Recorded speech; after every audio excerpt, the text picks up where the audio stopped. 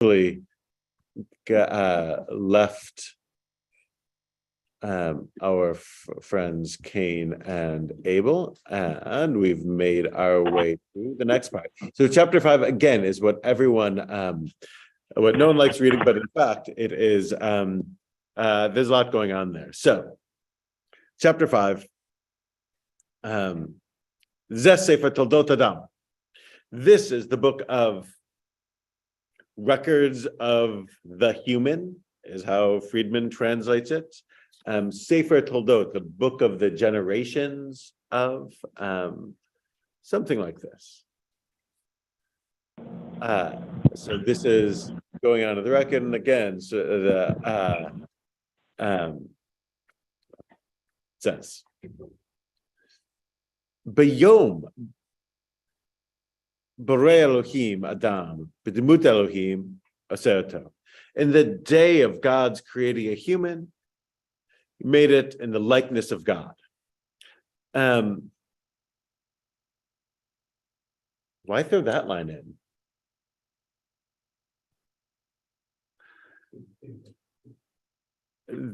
Not getting paid by the word. I would say exact opposite. We just went through a number of stories that are terse, right? Like where it's like, why did Cain kill Abel? Well, we're not really told, right? They're definitely not spinning around at length. There's a lot here that we sort of would like to have and don't. And we already know that He created man and woman flora. Can you get the door for Jen? Sorry, right. I mean, we've been introduced to these characters for 4 chapters now. Right. So I would say sort of like yes and no. Like one, you could make the argument that this is, again, like I mentioned before, a separate beginning, that you have chapter 1 is its own creation story, chapter 2 is its own creation story, 2 through 4.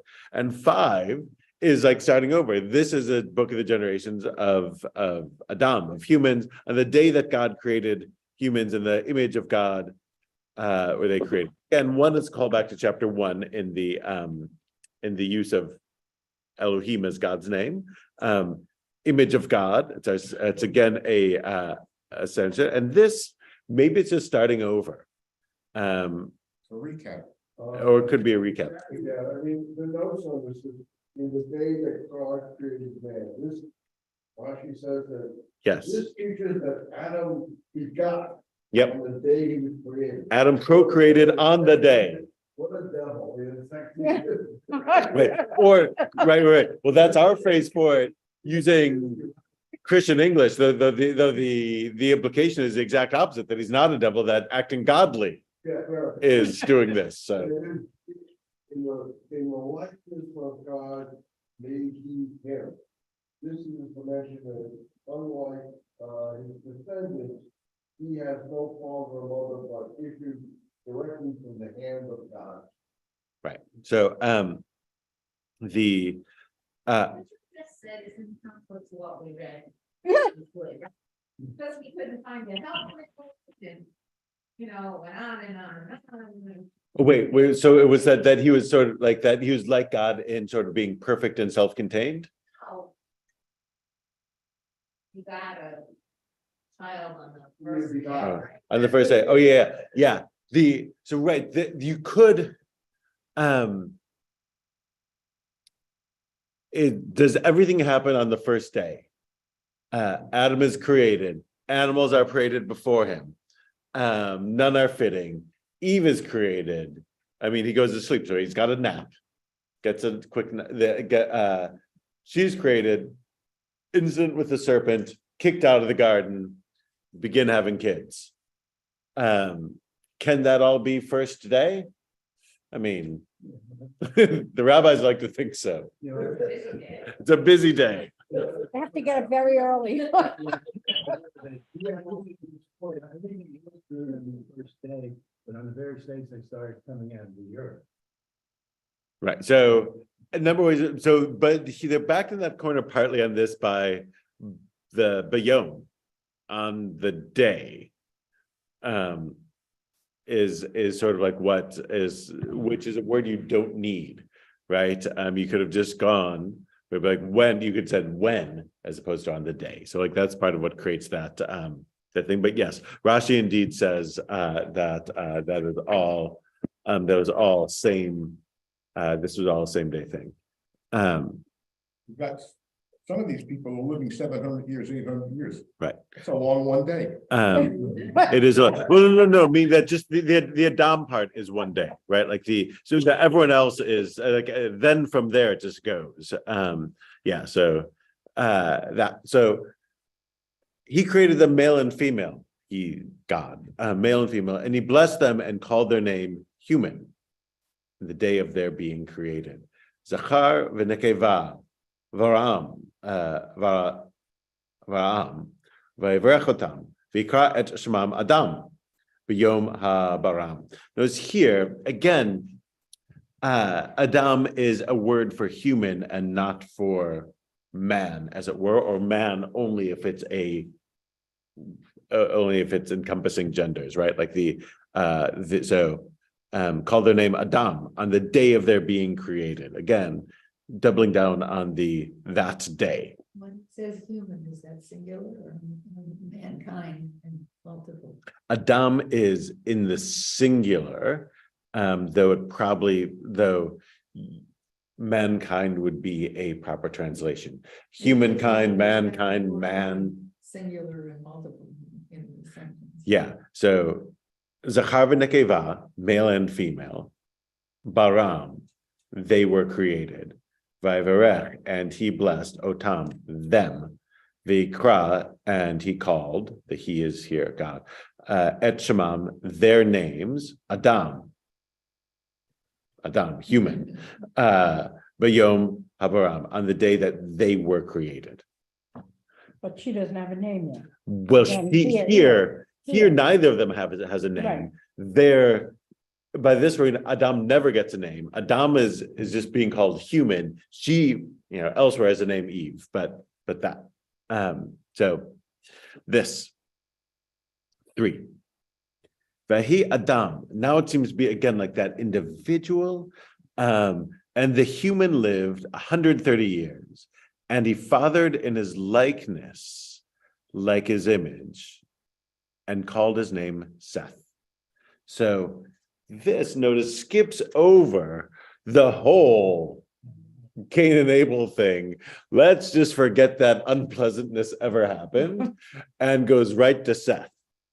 Now, you could, again, if you wanted to, as I mentioned, you can read chapter 1 and then skip to chapter 5, and you would have a perfectly coherent story, right? In fact, you'd have a more coherent story because this is using the same language of male and female, he created them, that we got in chapter 1. Chapter 2, of course, male, he creates him, and then female, he creates them, right? Like so that, and also like the skipping over, obviously, of Cain and Abel. So if you skip 2, 3, 4, it reads much more smoothly. For the one that Ed mentions, Rashi saying that that Adam has kids on day 1, that requires you to believe in Cain and Abel, because it's clearly Seth that he has when he's 130, right? And Seth is going to be the line that we follow from here on out. Cain and Abel's line we're leaving behind, probably. Abel has no line. Cain's line we just went over last time. So now we're like the rest of humanity is following from Seth, which is sort of ironic because like everyone knows Cain and Abel, and comparatively fewer people are down with Seth, but Seth is the one that we all come from. This is from Rashi about the 130 years. So during this period, he held aloof from his wife. That he was that between right, because there's a long layoff then between, right? There's a long break between the first 2 kids and the next and the third, right? So That's college really got them. right. Let's see about right. skipped the so there it is, like so the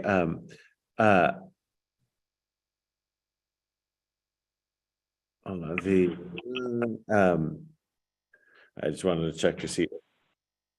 I could add more to that, but yeah. So named him Seth. And the human's days after his fathering Seth were 800 years, and he fathered sons and daughters. All the human's days that he lived were 900 years and 30 years, and he died. Adam, 930 years total. Which brings up, Rana asked last week what everyone asks, which is, why so long? So,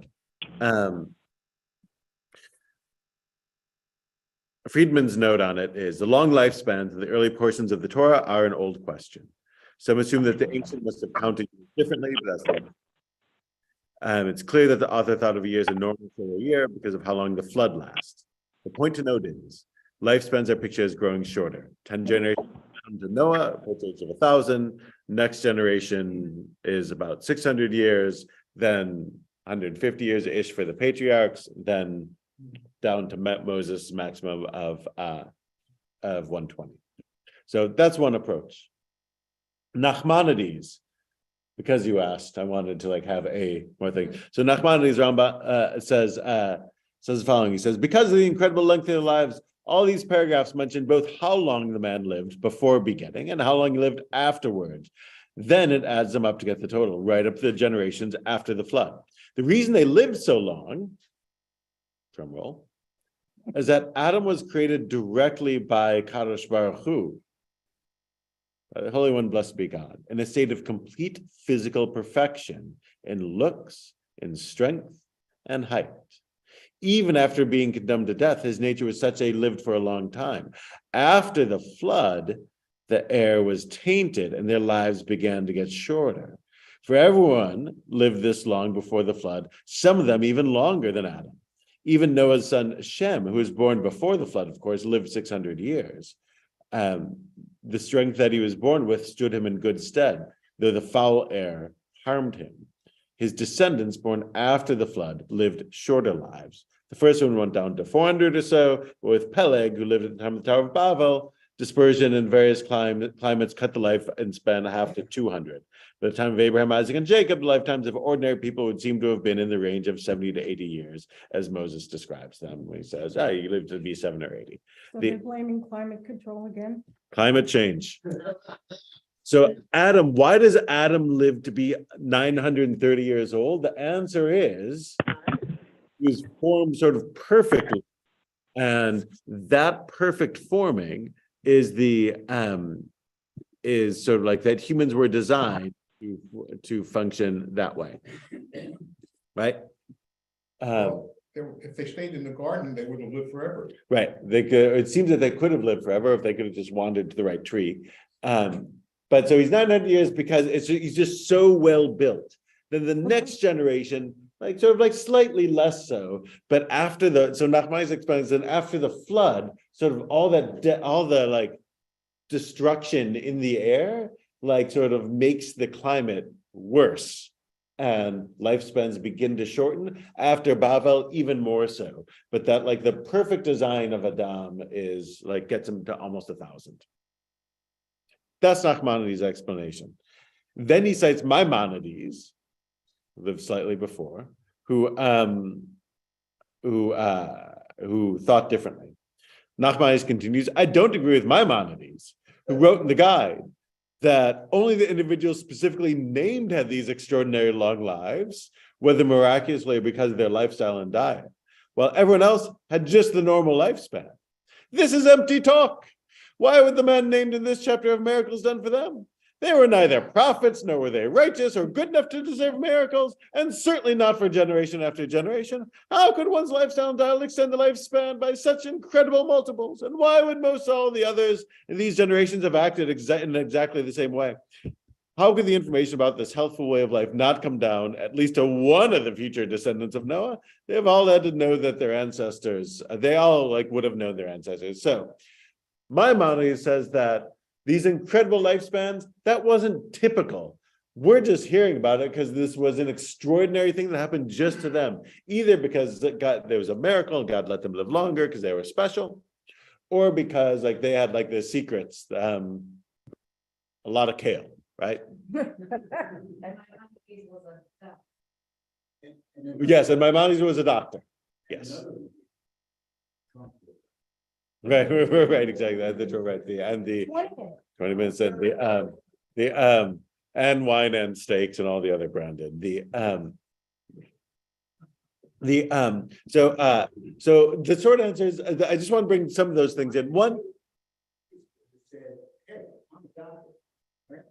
he's trying to make it so he's trying to make it rational or more rational, meaning did everyone live this long? No, we're just being told the outliers. People have always lived 50, 60, 70, 80 years. It's not, we're just being told these outliers who God either specifically zapped outside or that they had, like, again, the secret recipes from the garden.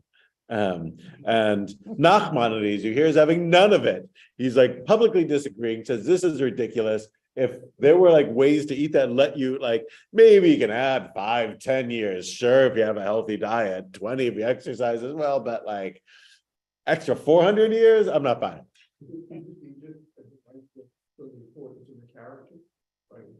Right. Yes. So that would be a logical thing that, oh, these are important people. That's important characters. They live that long. The catch is that these are like the least important characters that no one cares about. Like we never hear about outside of here. So yes, so that would make sense. And maybe the original audience knew it. Maybe everyone knew the stories of Methuselah or whatever, but we don't. So maybe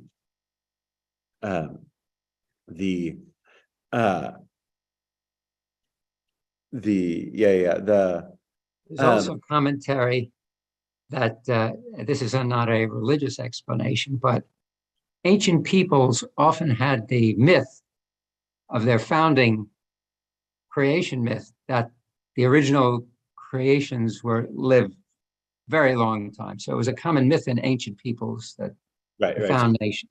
Right. So this could be that a version of that. That's just this is just the way people explain these things. Rashi gives the explanation, among others, of it may be that Kadosh Baruch Hu wished to give them enough leisure to study the various kinds of wisdom and to write them down and to teach them the generations to come. The 70 years that make up most lifetimes ever since the days of Abraham would certainly not be enough to learn wisdom if we did not find the essentials already written down and passed along by tradition from one generation to the next. Again, it may be only the ones that are named here who live these extraordinary long lives, as Maimonides thought. Like, so Rashi thinks that these long lives are just uniquely from God for this period so that people could learn stuff, write it down, and pass it on to the next generation, like sort of like that this is like the necessary startup to humanity. You know, read chapter 5 when it was talking about the creation of Adam again and all the begotten and generation. It appears that there's like there were multiple Semitic origin stories in the whole region, and it looks like they put them all together. And so one story didn't exactly flow into the next. That's a version of that is what is sort of how biblical criticism tends to roll. That's something like that's going on. I would say, if the traditional view of it is, that everything comes from God on Mount Sinai, like if the former, I would say not randomly. Like the key thing going on is that there's sometimes an assumption that stories are then chosen randomly or for political purposes or for power purposes. I don't think that that's what's going on. I think that that if that's how it came to be, they're focusing on what does God want from us? And how can we form a society that's more godly? I actually think that that's what they're doing, and the stories then are made to conform to those ideas. So it's not just that that there's a talking snake, right? Again, sort of like, talking animals are part of mythological stories, but it's a question of how do we deal with temptation and all these other things. How can humans deal with our proclivities? So like all of it is like driven in that direction. So it's not random, if so. Verse 6. Vahi shit חמש שנים ו100 שנה ויולד את Enosh. And Seth lived 5 years and 100 years, and he fathered Enosh. And Seth lived after fathering Enosh 7 years and 800 years, and he fathered sons and daughters, banim banot. And all of Seth's days were 12 years and 900 years, and he died. And then, so Enosh, similar to Cain's son, what was it? Enoch.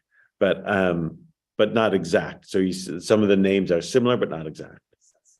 Is the child that's named is the firstborn son. Mm-hmm. Where Does it imply that Seth is the firstborn child? the firstborn that we care about. Cain, we got Cain's, so if you can read that and be a good, and so fit into the documentary hypothesis, right? Like that chapters 1 and 5 are consecutive, and Seth then is the firstborn. If you want to read it with the chapters 2, 3, and 4 in, you would say that, well, Abel has no line.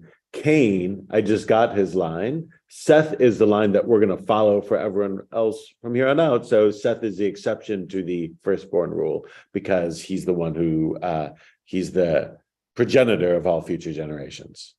Wouldn't it be sort of make sense that Adam disinherited Cain? Oh, yeah. So that then Seth would be since Abel wasn't alive. Is the de facto firstborn. Right. Then Seth would be.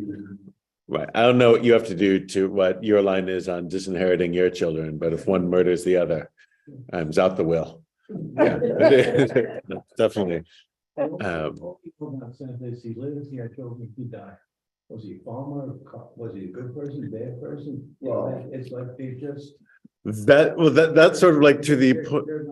That's the point of like it's so important. They know it was just carrying forward. Yeah. So again, maybe the original readers knew all these stories and knew all the stories of Seth and Enosh and et cetera, but we don't. So maybe they're there and are on the cutting room floor. That it also gives you again what we would call a midrashic opening, right? Like this is where, because we got 912 years of Seth and we got no information, right? Like this creates a midrashic opening. You can create a whole narrative for Seth's life.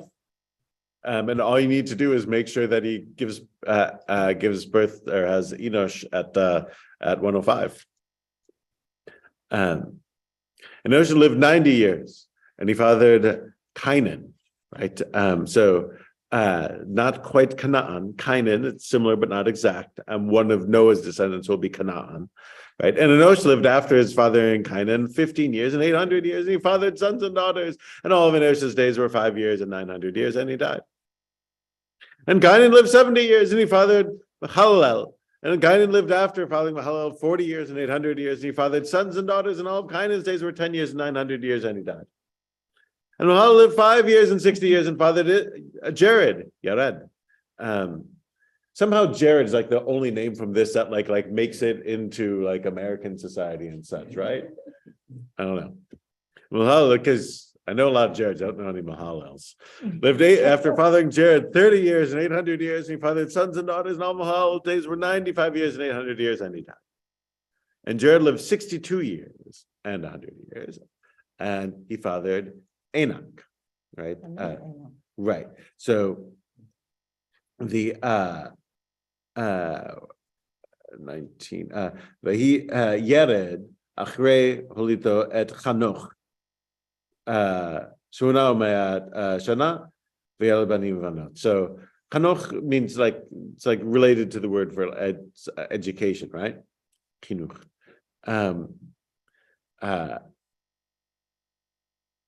800 years, and he fathered sons and daughters, and all of Jared's days were 62 years and 900 years, and he died. And then, now is where, so Hanoch is a seventh generation. So as a tuned biblical reader, is you're like, oh, at 7, you're getting something, right? Because 7, right? And Hanoch lived 65 years, and he fathered Methuselah, right? The Methuselah, and Ena Vayitalech Hanoch et Elohim Achrei Holito et Methuselah Shlosh Ma'ot Shana Vayoled Banim Van. And Hanoch walked with God after his fathering Methuselah 300 years, and he fathered sons and daughters. And all of Hanoch's days were 65 years and 300 years. And Hanoch walked with God, and he was not, because God took him. He didn't die. Excellent He question. didn't die. Right. Well, the first thing it must mean that, because everyone else it says, and he He died. died. There's a formula to all of these, and the formula is broken here and only here. So whatever it means, it seems to mean that he didn't die, because everyone else got it and he died, and this got and he walked with. So that's thing one. For verse 24, it says God took him. And then it says God took him. So what does that mean? Does that now, certainly if we say, and God took him, we mean,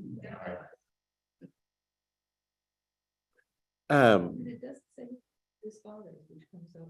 right, later on, we'll have the phrase walked with his fathers. Here we don't.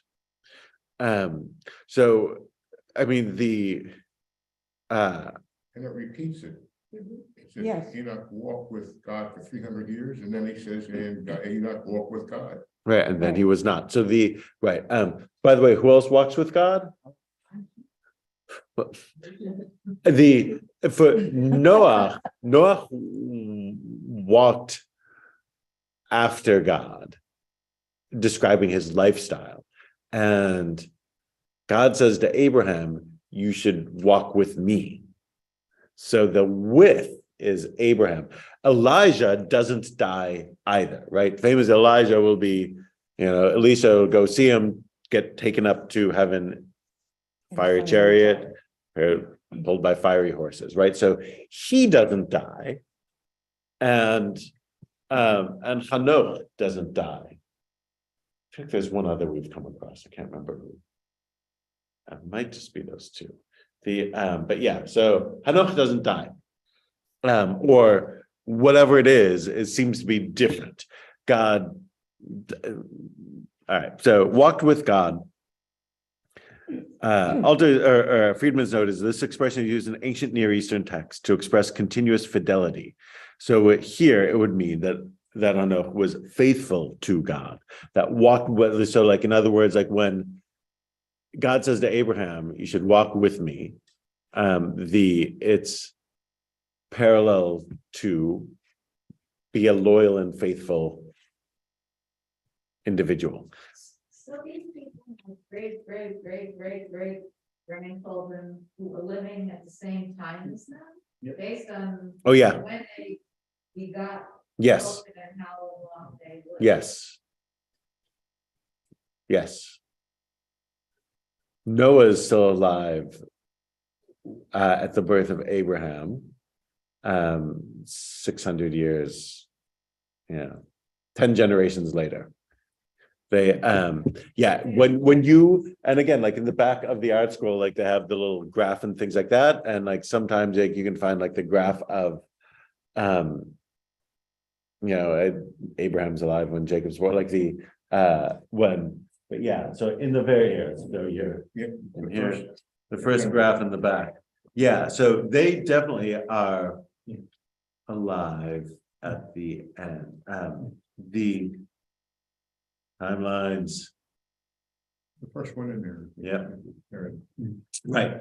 Yeah. So Adam, the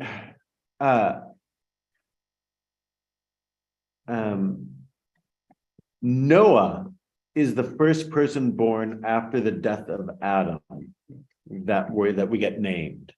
So like not only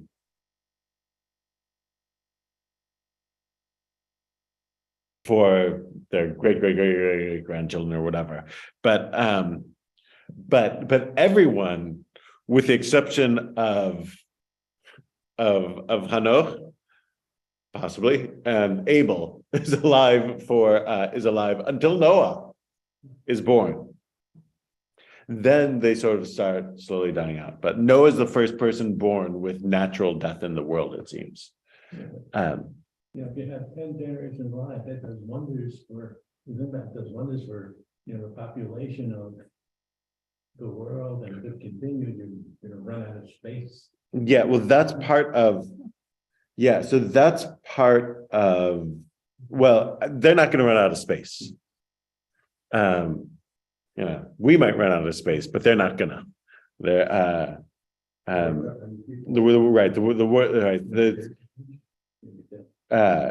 so that Noah's alive when Abraham is born and dies relatively early in Abraham's. What's the overlaps? How much linear time are we talking about? So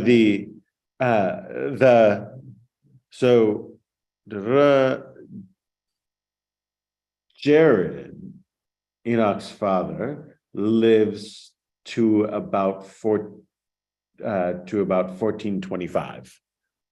If you're just doing that, because if you notice, by the way, all these people, except for Noah, when we get to Noah, you'll notice the difference. They all have kids relatively young, right? They're living 900 years, but they're having kids around 100 when they're around 100. Noah's gonna be later than that, and we'll get to why. But like but they all have. But they all have kids relatively young. So yeah. So Jared lives until again like 1425 or so, and then the next group, Methuselah, Lamech, will die right about the time of the flood.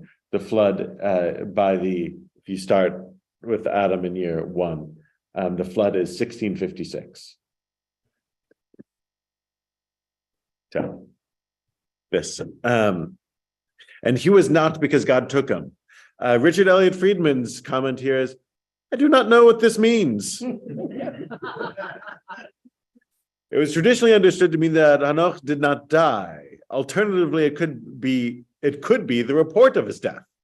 It comes at a point in which all other entries in this list say, and he died. The same word is used later by Joseph's brothers to say that he is gone. Meaning that that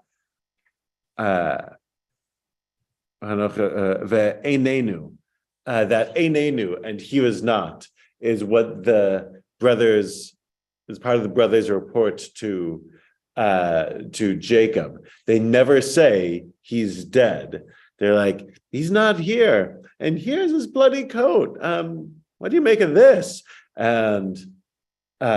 And Jacob says he's been torn to pieces, but never does anyone actually like say he must be dead. Excuse me, by the flood, if all these people are now around, are they bad? Yes. We'll get there. We'll get there. Yeah. So most of them will be dead before the flood. Only Methuselah makes it to the year of the flood. We'll assume that he dies in the flood, but he at least makes it to that year. All their descendants. Their descendants are all the people who are wiped out.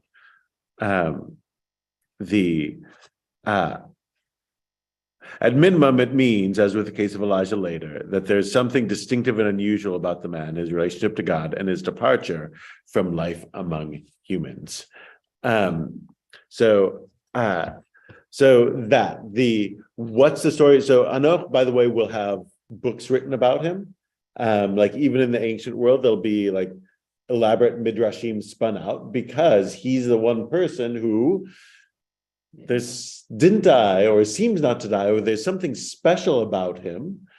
And we don't know what that special thing is. So this is again a midrashic opening. You're like it leaves people free to come up with what's the unique thing. And then Methuselah is the longest living? Methuselah is the longest living. And he's his father, so Right. maybe, I don't know, Mhm. things that he. And. He had all the recipes for live long with this one weird trick. Where God took him is Right. that he died before his time. Right. So it could just be that. It could just be that because everyone else has these super long lives and he lives, 365? He lives to be 365, which does not feel like a 4. All these other numbers are somewhat random, 818 or whatever. 365 is obviously not a random thing. It's a natural number. And Anoch walked with God. Altar's commenters, this cryptic verse has generated mountains of speculative commentary, not to mention 2 whole books of the Apocrypha. So walked with, he says, surely implies some sort of special intimate relationship with God, but what that might be is anyone's guess. There's one of several instances in the early chapters of Genesis of a teasing vestige of a tradition for which the context is lost, which again is a way of saying maybe there seems to be a bigger story here that people knew, we just don't know it. And then he notes that the parallel Mesopotamian tales, which other people have been wanting to cite, also have the 7th generation from creation having a unique relationship with God. That again, but what it is, we don't know. And Methuselah, verse 25. And Methuselah, Dushalach Sheva Ushmona Shana Umeat Shana V'yoled et Lamech. And Methuselah lived 87 years and 100 years, and he fathered Lamech. And Methuselah lived after his fathering Lamech 82 years and 700 years. And he fathered sons and daughters. And all of Methuselah's days were 69 years and 900 years, and he died. That's the record. Right. So Methuselah's 969 is the no one's passing it. And Lamech lived 82 years and 100 years, and he fathered a son and called his name Noah, saying, "This one will console us from our labor and from our hands' suffering, from the ground from which Adonai is cursed." And Lamech lived after fathering Noah 95 years and 500 years, and he fathered sons and daughters. And all of Lamech's days were 77 years and 700 years, and he died. And Noah is 500 years old. And Noah fathered Shem, Ham, and Yafet. All right. So Lamech gives. Well, there's a couple of things there. Are they triplets?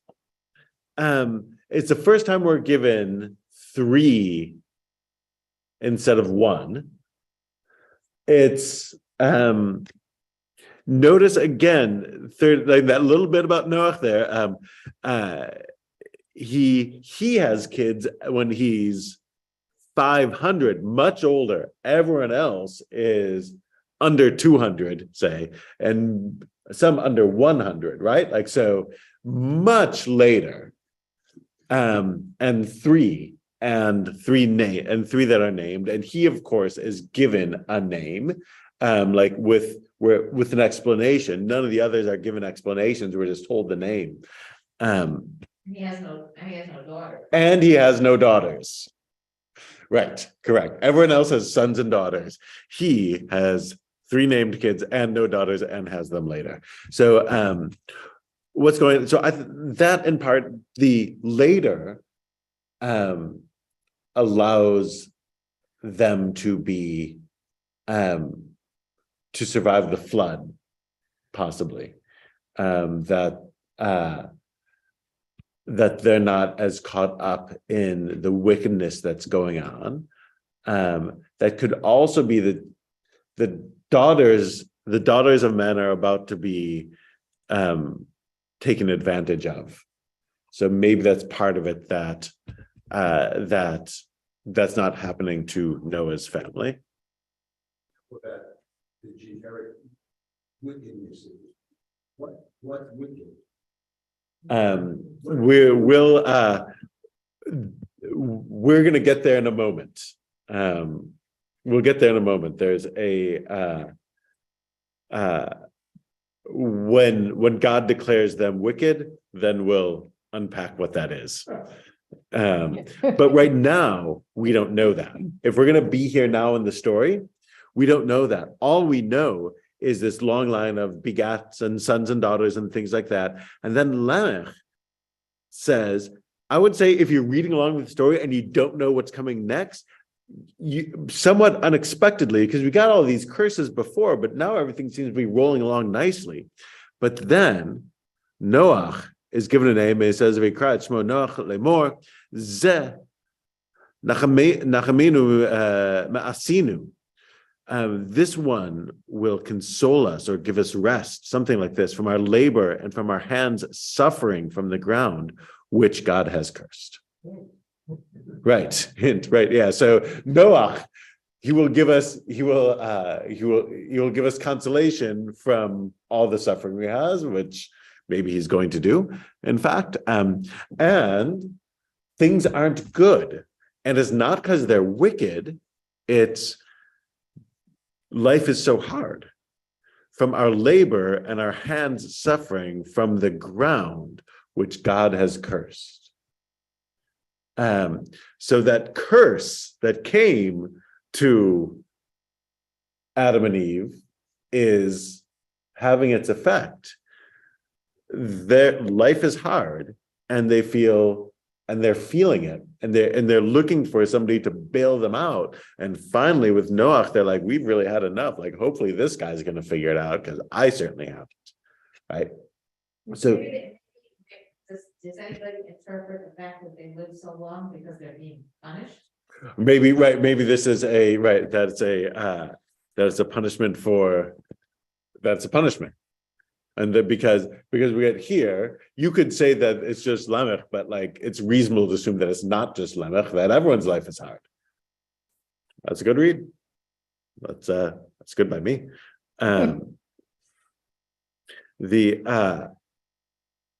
So this one will console us as usual. Alter notes the sound play in the name Noach, which lacks the final mem for console. Nachem is a loose phonetic association. Others in Sarna says that like it's not a name we find parallels for elsewhere. But you know the root from, like, even God forbid when somebody dies, I'm a Makom Yenachem, right? May God comfort you, console you. That's the root of the word Noach, or Noach is from that root. What the nature of the consolation might be is a cloudier issue. Rashi's proposal that Noah was the inventor of the plow has scant support in subsequent texts. Others, more plausibly, have linked the consolation with Noah's role as the first cultivator of the vine, meaning Noah, what's the comfort that he gives humanity? Alcohol. Works for me. The idea that wine provides the poor man respite from his drudgery, which is in Proverbs. You can find, like in Proverbs 31, you can find that it's there's sort of that sense of like makes the poor man's life livable that after a hard day's work, he can have a glass of wine. It's common enough in the biblical world. Wine then might have been the thought of as a palliative to the curse of hard labor, which is also the curse of the soil, which is, of course, linked to Adam, whose name is soil, right? Adam's name is earth. The earth is now cursing them. Noah's going to float above the earth, and then he's going to bring something that is going to be consoling from the earth, whatever it might be.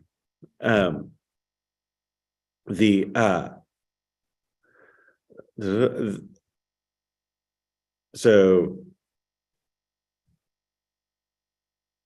the equally noteworthy is that the word itzavon, the suffering of our hands, Alter notes, appears only 3 times in the Bible. First for Eve, then for Adam, and now for Noah. So these things. So this whole thing, it seems to be leading up to Noah. In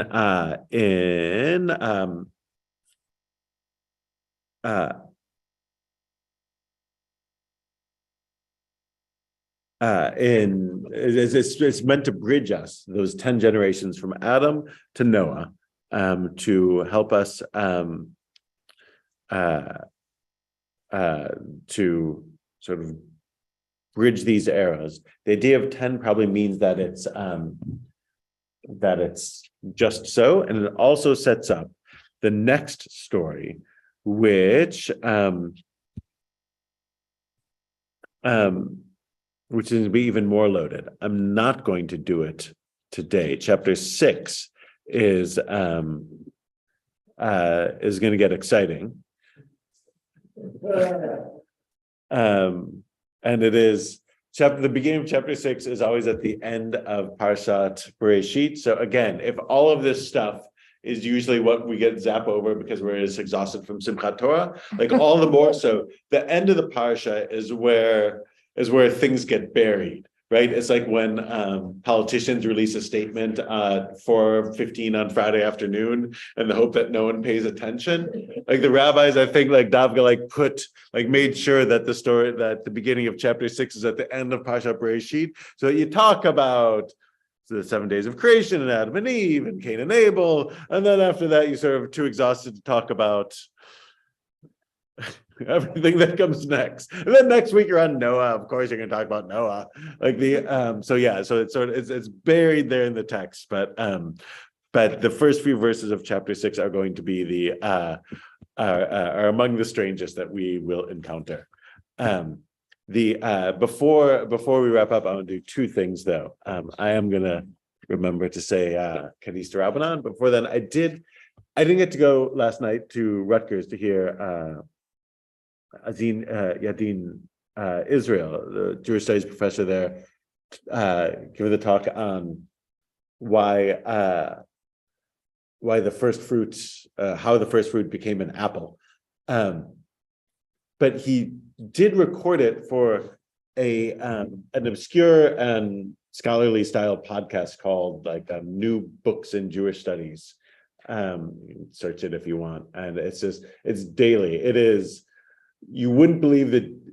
I feel like people mock me for the level of detail I go in, and I feel like I'm pretty average rabbi. But I was going to read out some of the titles to you, but his studying how the first fruit became an apple is very is popular compared to everything else that goes on these popular. Glenn and I were at the talk. Oh, you were? Let's hear it. She wrote a book called This Gives You the Definitive about it. Awesome. Do you want to summarize? So I listened to a recording of a parallel thing they did, so I can also do it, but I'm happy to. Very academic Right. discussion. There were 3 areas that he focused on. The first was the actual verbiage and Bible cover. Right, where it's just Just the fruit. right. And Take this so that people at home can hear you.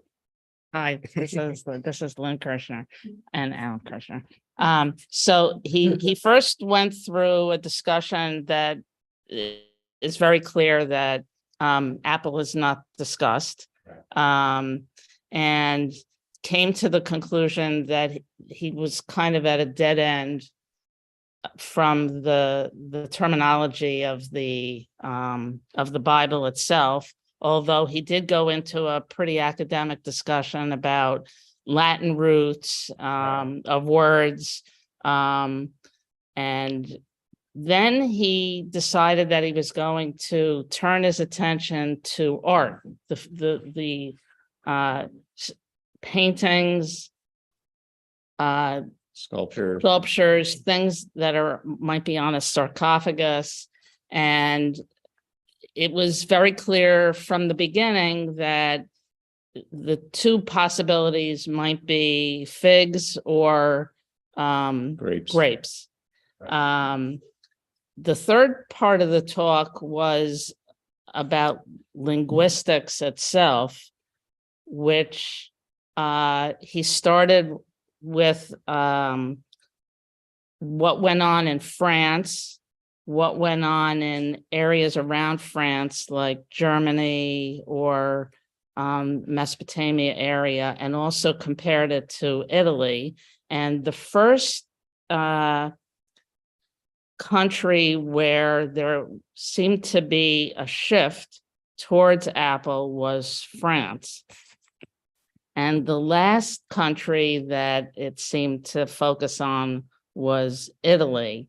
And his conclusion was that there was a shift in the way the word, I think it was palm, and that's really like historical linguistics or sociolinguistics, where at the beginning it might have meant all fruit, and then it shifted to the fruit becoming an apple because of the way a French word was reinterpreted over time. And then what happened is he was able to link, he said there was a very good link between when the linguistic change happened to when artistic change could be seen. And he was showing lots of pictures like Michelangelo's paintings and things like that. Michelangelo's still a fig.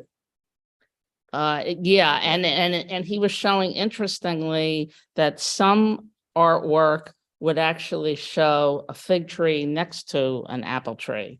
So, I mean, it was very fascinating, and he spent like 5 years of his life.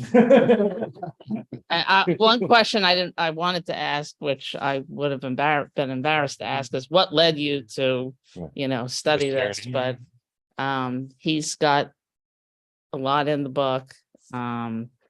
And he's an expert in not only right. Well, actually, he's a Rutgers professor, and he also contacted professors in the biological sciences and environmental sciences area to find out, how could there have been an apple back in the day. And it's very complicated to grow apples. You have to, they have to be cultivated a certain way, but. Some guys worry about astrophysics, Right. So, right. Right. Mostly about the author says, like, he's the author of several books, including The Grace of God and the Grace of Man, the theologies of Bruce Springsteen. Yes. So thank you. Thank you. So yeah, like it's palms. So like sort of like listening to what he said, like the palms began as tree fruit and then became the word for apple. But the translation in the Bibles that people would see remained the same. So whereas the translator thought this meant tree fruit, the reader thought it meant apple. And it spreads out from there. That's why it begins in France, but lastly but that didn't exist in Latin, which is why Italy was resistant to it until everyone started painting apples.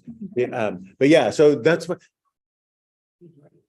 Well, no, but meaning in those translations that the earlier piece of tree fruit of grapes as an option is the fig is obvious because there's a fig tree there. Grapes are the thing that get people to sin, apropos of our earlier discussion. And we have later on, like the story with the Nazir, God's going to forbid grapes, sort of specifically. So this is a specific thing that gets forbidden, and that is, and that you may want to avoid. So like that, so they're like, maybe it was that. Also, apples couldn't grow in Mesopotamia. Yeah, that also creates an issue. But yeah, so incredible. Like, but that what the translator thought it meant and what the individual later thinks it means is a source for a lot of misunderstandings. But thank you. Let's wrap up with Kaddish D'Rabbanan. So because we studied Torah. Let's do this now. Yitkadal v'yitkadash shemei Rabbah v'almad rak kirutei v'yamlich malchutei v'chayechon v'yomechon v'chayei d'chol beit Israel v'agalau v'zman kariv v'imru amen v'ishmei Rabbah mevarach v'lamo me'amen v'barach v'yishtabach v'yitba'ar v'yitromam v'yitnaseh v'yitadar v'yitaleh v'yitalal shmeid kudshabri Ela minkol v'chata v'shirata Tishbechata v'nechmata da'amiran be'alma v'imru amen. Al Yisrael v'al Rabbanan v'al Tamidehon v'al kol Tamidehon v'al kol ma'an daskin v'oraita di v'atar adin v'di v'chol atar v'atar Yehei l'chon shlama rabba hina v'chista v'rachamin chayna v'arichin v'znari v'cha for Kadam min Kadam Avahon Divi Shmaya Vimru Amen. Shlama Rabba min Shemaya V'chaim Tovim Aleinu V'al Kol Yisrael V'imru Amen. Say Shalom V'imroma V'ubarachama V'yaseh Shalom Aleinu V'al Kol Yisrael V'imru Amen.